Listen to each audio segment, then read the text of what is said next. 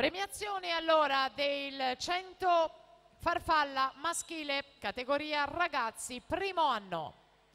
Abbiamo con noi l'assessore allo sport stoico Mauro Frighetto, il dottor Frighetto, assessore allo sport del comune di Rosà, che è rimasto in queste 2 giornate sempre in nostra compagnia e va a consegnare anche queste medaglie.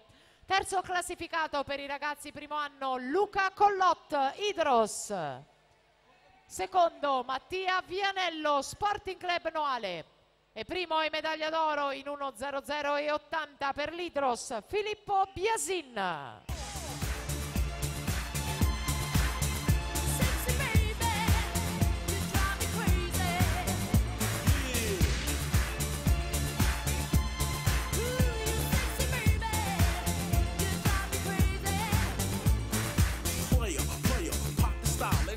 In the house to make the party wild as the new. That's another smash, so let me set it. See how we rollin' this vehicle steady. Group heads, they all wanna do man. Sipping my way every day, popping coochies. Bring that booty over here, girl. See, I've been watching that for years, girl. And if you want shook, you won't regret it. Your mama made ya, I wanna sweat it.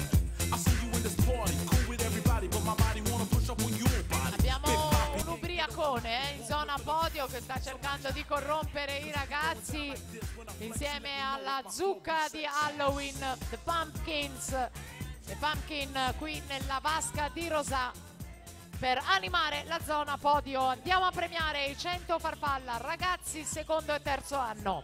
Terzo classificato è medaglia di bronzo, i colori sono quelli dei nuotatori trentini.